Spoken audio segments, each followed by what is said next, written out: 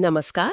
आज हम प्राचीन भारत के एक ऐसे ग्रंथ पर चर्चा करने जा रहे हैं जिसका असर सदियों से महसूस किया गया है। कौटिल्य का अर्थशास्त्र। जी हाँ, अर्थशास्त्र। और हम खास तौर पर इसकी पहली पुस्तक अनुशासन के संबंध में इस पर फोकस करेंगे। बिल्कुल। हमारी ये बातचीत आर शमा शास्त्री के अनुवाद पर आधारित है। हमारा मकसद है कौटिल्य के नजरिए से राज्य संचालन के मूल सिद्धांतों को समझना। हाँ। मतलब एक राजा का प्रशिक्षण कैसा हो, प्रशासन कैसे चले और सुरक्षा। बिल्कुल। सुरक्षा कितनी अहम है। बिल्कुल। और ये जानना भी जरूरी है कि अर्थशास्त्र अपने आप में बहुत बड़ा ग्रंथ है। हाँ, सुना है काफी बड़ा है। अरे 15 पुस्तकें, 150 अध्याय, करीब 6000 श्लोक। और ये सिर्फ कौटिल्य के विचार नहीं है। अच्छा। हाँ, ये उस समय तक राज्य संचालन पर लिखे गए लगभग सभी अहम ग्रंथों का एक तरह से सार है। ओ। हाँ, आज तो हम बस पहली सीढ़ी पर हैं, पहली पुस्तक अनुशासन की बात कर रहे हैं। ये समझिए कि पूरी इमारत की नींव है ये। तो चलिए इसी नींव को समझते हैं। कौटिल्य शुरुआत करते हैं ज्ञान के 4 स्तंभों से। वो इन्हें विज्ञान कहते हैं। कौन कौन से हैं ये? हाँ, 4 मुख्य विज्ञान। पहला है आन्वीक्षी, मतलब तर्क और दर्शन, जिसमें सांख्य, योग जैसे विचार शामिल हैं। ठीक है। दूसरा त्रयी, यानी 3 मुख्य वेद, ऋग, यजुस, साम, और इनसे जुड़े इतिहास, अथर्ववेद वगैरह। तीसरा है वार्ता, यानी अर्थव्यवस्था, कृषि, पशुपालन, व्यापार, ये सब इसमें आ गया। और चौथा दंड नीति, मतलब शासन चलाने की कला, या कह लीजिए दंड का विज्ञान। पर दिलचस्प बात यह है कि उस समय भी इस पर एक मत नहीं था कि कितने विज्ञान असल में जरूरी हैं। सही कहा। कुछ विचारक कम मानते थे। मनु ने 3 कहे, त्रयी, वार्ता, दंड नीति। बृहस्पति ने तो सिर्फ 2, वार्ता और दंड नीति। सिर्फ 2? हाँ। और उशनस ने तो हद ही कर दी, कहा सिर्फ 1, दंड नीति। सिर्फ दंड नीति? अच्छा। हाँ, लेकिन कौटिल्य का तर्क था कि नहीं, चारों जरूरी हैं। उनका मानना था कि धर्म और अर्थ, यानी सही कंडक्ट और समृद्धि, ये इन्हीं चारों से सीखे जाते हैं। अच्छा। अन्वेक्षिकी दिमाग को तेज और स्थिर बनाती है। त्रयी धर्म और सामाजिक कर्तव्यों का ज्ञान देती है। वार्ता से समृद्धि आती है। लेकिन इन सबको संभालने के लिए, बैलेंस रखने के लिए दंड नीति सबसे अहम है। कानून और व्यवस्था का राज। वरना वो मत्स्य न्याय वाली बात हो जाएगी, बड़ी मछली छोटी को खा जाएगी, अराजकता। बिल्कुल वही। कौटिल्य साफ कहते हैं कि सही तरीके से लागू किया गया दंड ही समाज को व्यवस्थित रखता है और लोगों को अपने अपने कर्तव्यों में धर्म, अर्थ, काम लगाए रखता है। ये कोई डर पैदा करना नहीं है, ये व्यवस्था का आधार है। और त्रयी का महत्व क्या है? वो समाज के अलग अलग वर्गों, मतलब वर्ण, और जीवन के चरणों, यानी आश्रम, इनके कर्तव्य तय करती है। और राजा का काम? राजा का काम ये देखना है कि सब अपने कर्तव्यों का पालन करें, क्योंकि इसी से सामाजिक संतुलन बना रहता है और उनके अनुसार अंततः मोक्ष मिलता है। ये सब सुनने में थोड़ा सैद्धांतिक सा लगता है। इसे प्रैक्टिस में कैसे लाते थे? राजा की कोई खास ट्रेनिंग होती थी? हाँ, बिल्कुल। यहीं पर विनय यानी अनुशासन का महत्व आता है। कौटिल्य कहते हैं अनुशासन सीखा भी जा सकता है, कृत्रिम और स्वाभाविक भी हो सकता है। अच्छा। ज्ञान के लिए अनुभवी लोगों, मतलब वृद्धों की संगति और अच्छे गुरुओं से सीखना जरूरी है। राजकुमार की शिक्षा का तो बाकायदा पूरा कार्यक्रम था। क्या था उसमें? देखिए, 16 साल तक ब्रह्मचर्य, फिर लिपि, गणित, वेद, दर्शन, अर्थशास्त्र, शासन कला, इन सब की पढ़ाई। यानी सिर्फ किताबी ज्ञान नहीं था? बिल्कुल नहीं, साथ में मिलिट्री ट्रेनिंग भी। हाथी घोड़े, रथ चलाना, हथियार चलाना, ये सब। और इतिहास का गहरा अध्ययन भी बहुत जरूरी माना जाता था। इतिहास पे? हाँ, पुराण, इतिवृत्त, आख्यायिका, उदाहरण, धर्मशास्त्र, अर्थशास्त्र, सब कुछ।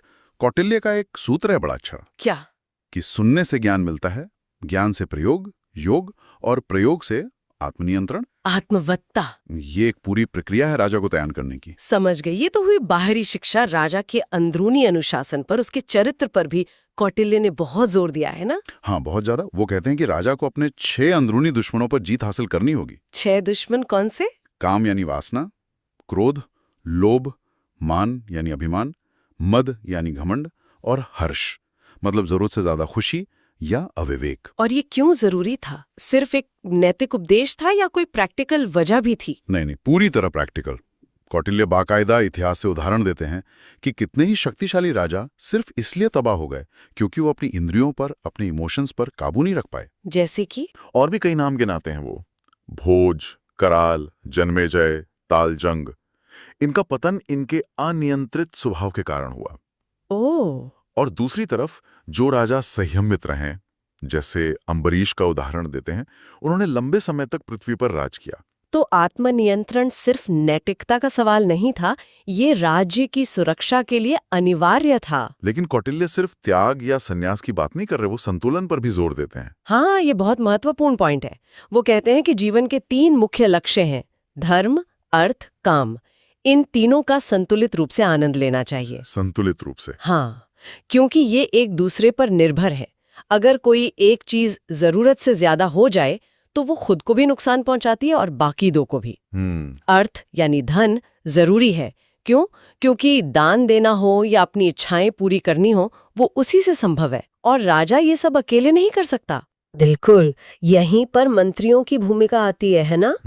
वो कहावत आपने बताई थी, राजत्व केवल सहायता से ही संभव है, एक पहिया अकेले नहीं चल सकता। ये मुझे बड़ी अच्छी लगी। बिल्कुल सही। इसीलिए मंत्रियों यानी अमात्यों का चुनाव बहुत सोच समझकर करना होता था।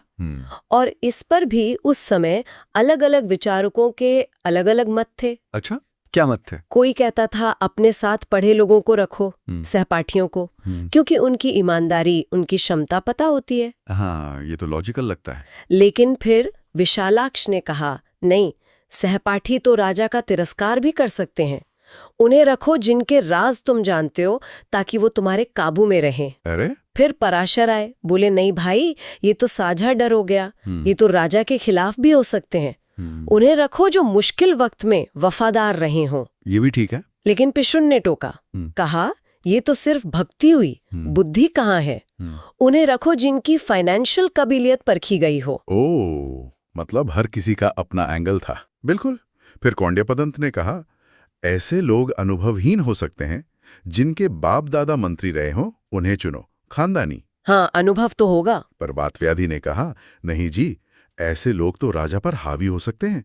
नए लोगों को लाओ, जो राजनीति के विज्ञान में माहिर हों। बिल्कुल नया खून। और आखिर में बहुदंती पुत्र ने कहा, अरे भाई, सिर्फ किताबी ज्ञान वाला आदमी तो मूर्खता भी कर सकता है।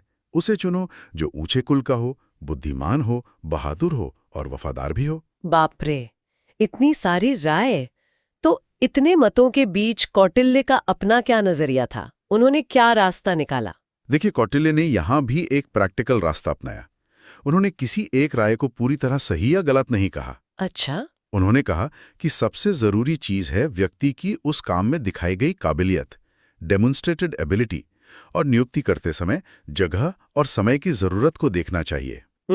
उन्होंने ये भी साफ किया कि सलाहकार मतलब मंत्रिण और कार्यकारी अधिकारी यानी अमात्य, इनमें फर्क होता है। और एक अच्छे अमात्य में क्या गुण होने चाहिए?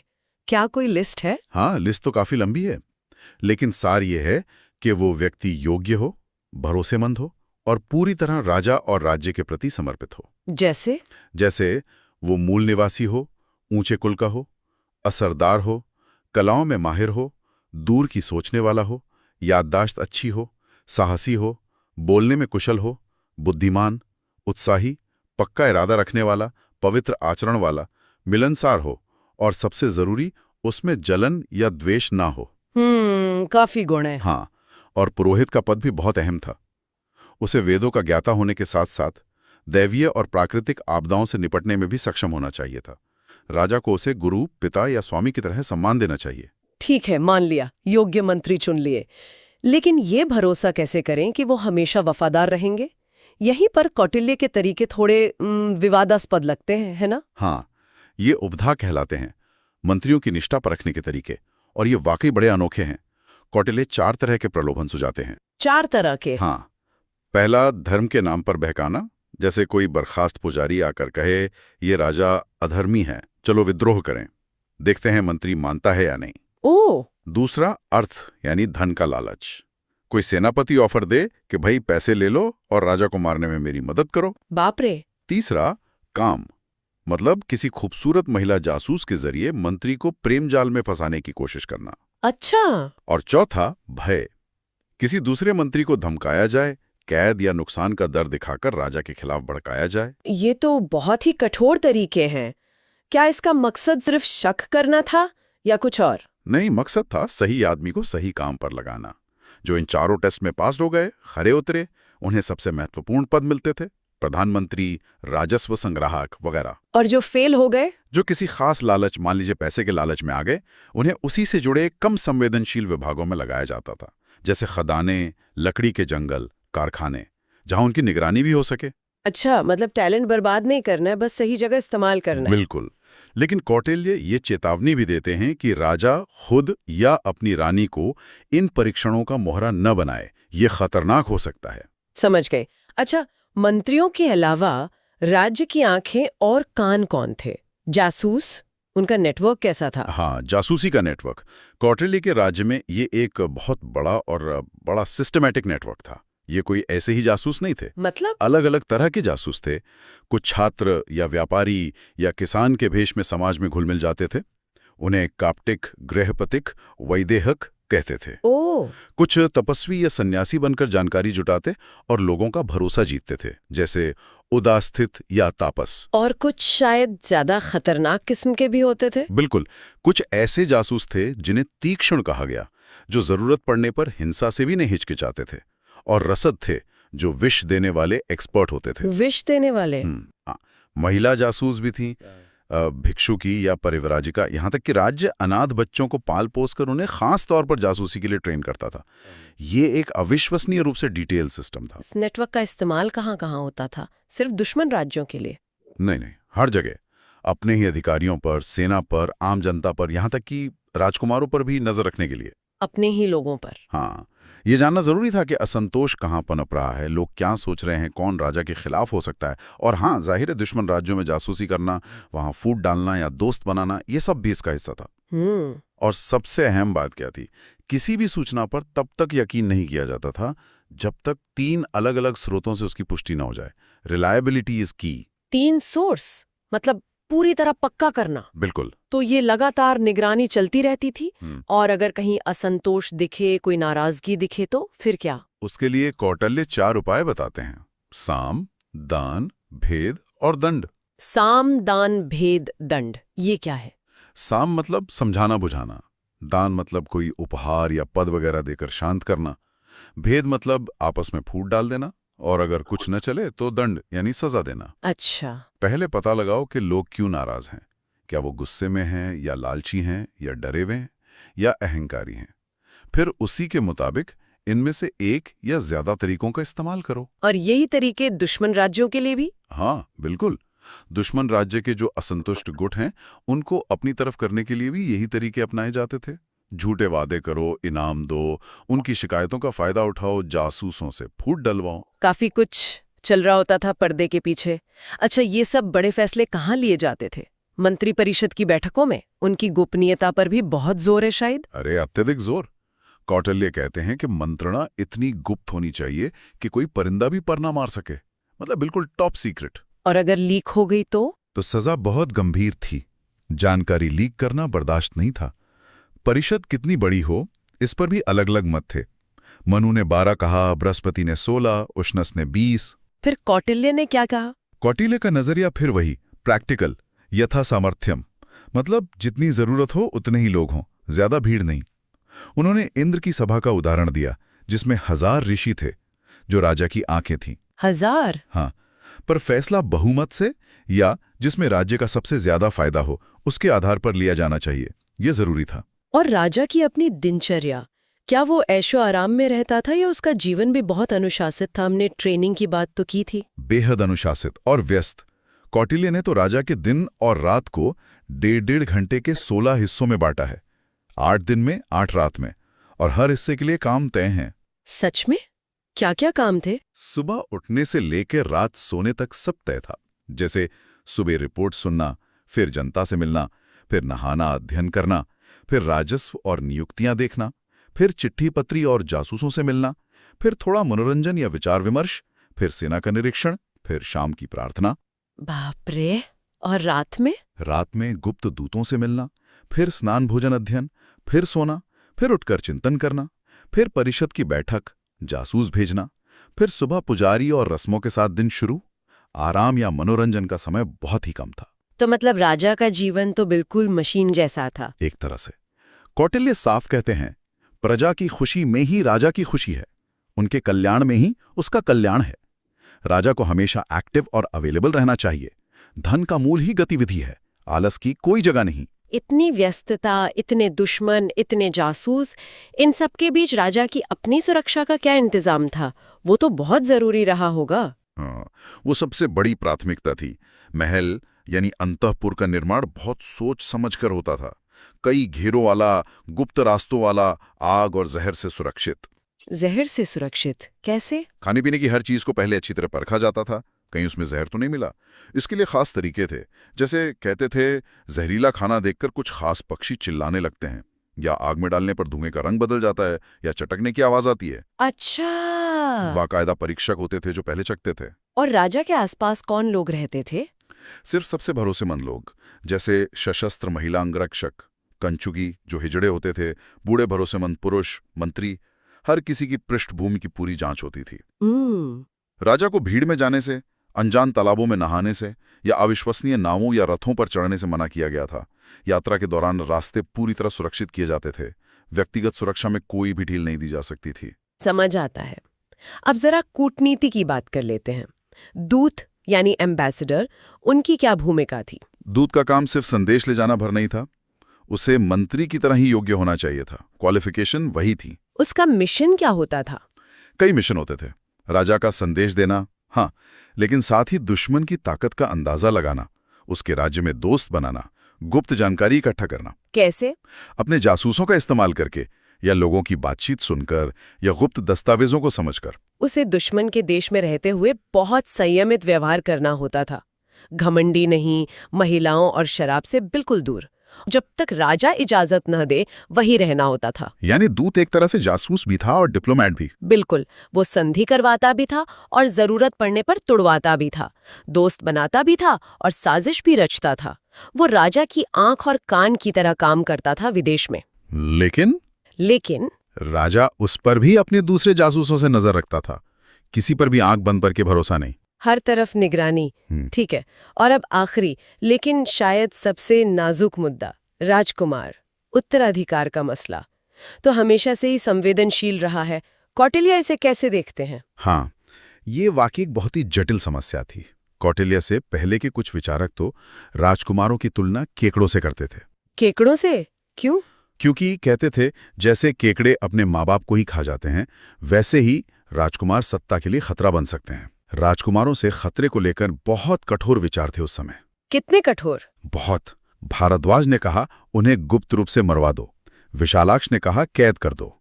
पराशर बोले, उनसे ऐसे डरो जैसे सांप से डरते हो। पिशुन ने कहा, देश निकाला दे दो। कौणपदंत का सुझाव था, मामा के घर भेज दो। वातव्याधि ने तो राजकुमार को विद्रोह का झंडा ही मान लिया। अरे बाप रे, ये तो बहुत ही डरावना है। क्या कौटिल्य भी इतने ही कठोर थे? कौटिल्य यहां भी संतुलन साधने की कोशिश करते हैं। वो इन अतिवादी विचारों को मानते नहीं। वो कहते हैं कि राजकुमारों को अच्छी शिक्षा और ट्रेनिंग दो, जैसे हमने पहले बात की। हाँ। अगर कोई राजकुमार बिगड़ैल है या जनता उसे पसंद नहीं करती तो ठीक है, उसे नजरबंद रखो, लेकिन मारना या देश निकाला देना ये उपाय नहीं है। अच्छा। उनकी वफादारी परखने के लिए भी जासूसों का इस्तेमाल करो। देखो कि वे शिकार, जुआ, शराब या महिलाओं के चक्कर में पड़ते हैं या नहीं। प्रलोभन देकर टेस्ट करो। और अगर राजकुमार योग्य निकले तो, लायक हो तो? अगर वो गुणी है, सक्षम है, तो उसे सेनापति बनाओ या युवराज घोषित करो, उसे जिम्मेदारी दो। लेकिन कौटिल्य एक बात पर बिल्कुल साफ है। किस बात पर? कि कोई भी दुष्ट राजकुमार, भले ही वो राजा का इकलौता बेटा ही क्यों ना हो, गद्दी पर नहीं बैठना चाहिए। नेवर। अगर इकलौता बेटा ही दुष्ट हो तो राजा को दूसरा पुत्र पैदा करने की कोशिश करनी चाहिए, या फिर किसी योग्य रिश्तेदार या पड़ोसी राजा के बेटे को गोद ले लेना चाहिए। राज्य का हित सबसे ऊपर है, व्यक्ति या वंश नहीं। वाह, ये तो बहुत बड़ा स्टेटमेंट है।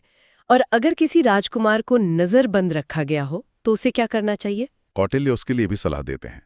कहते हैं, उसे राजा की कृपा जीतने की कोशिश करनी चाहिए, या कहीं और शरण ले लेनी चाहिए, या फिर अपना खर्चा चलाने के लिए कोई काम करना चाहिए, जैसे खनन या व्यापार। या फिर वो गुप्त एजेंटों की मदद से या भेष बदलकर, जैसे पेंटर, बढ़ई, गायक, वैद्य, मस्खरा बनकर विद्रोह भी कर सकता है। विद्रोह भी? हाँ, और अगर उसे पकड़कर वापस लाया जाए तो राजा को बाद में उससे सुलह कर लेनी चाहिए। कमाल है, हर स्थिति के लिए प्लान है। बिल्कुल। कुल मिलाकर अर्थशास्त्र की ये पहली पुस्तक एक राजा और उसके राज्य के लिए अनुशासन, संगठन और सतर्कता का एक पूरा खाका पेश करती है। आत्मनियंत्रण से लेकर जासूसी के बारीक नेटवर्क तक हर पहलू पर बहुत गहराई से सोचा गया है। हाँ, ये शासन कला का एक बेहद व्यवहारिक, कभी कभी हमें आज कठोर लगने वाला, लेकिन पूरी तरह से राज्य केंद्रित दृष्टिकोण है। यहाँ राज्य की स्थिरता और सुरक्षा ही सब कुछ है, और उसके लिए नैतिक रूप से शायद संदिग्ध लगने वाले तरीके भी जायज माने गए हैं। सही कहा। ये हमें सोचने पर मजबूर करता है कि सत्ता को बनाए रखने के लिए किन हदों तक जाना सही है, या कहें कि जरूरी समझा जाता था। बिल्कुल। ये शासन में सुरक्षा, नैतिकता और व्यक्तिगत स्वतंत्रता के बीच संतुलन के बारे में वो सवाल खड़े करता है जो शायद आज भी उतने ही प्रासंगिक हैं। और जाते जाते एक सवाल हम सबके लिए छोड़ जाते हैं। कौटिल्य वफादारी परखने के लिए धोखे और प्रलोभन का इस्तेमाल जरूरी मानते हैं। क्या आज के दौर में भी खासकर ऊंचे पदों पर बैठे लोगों के लिए प्रभावी नेतृत्व में थोड़ी बहुत गणनात्मक चालाकी जरूरी है, या पूरी पारदर्शिता ही हमेशा सबसे अच्छी नीति है, चाहे हालात कितने भी मुश्किल क्यों ना हो? इस पर विचार जरूर कीजिएगा। हाँ, सोचने वाली बात है।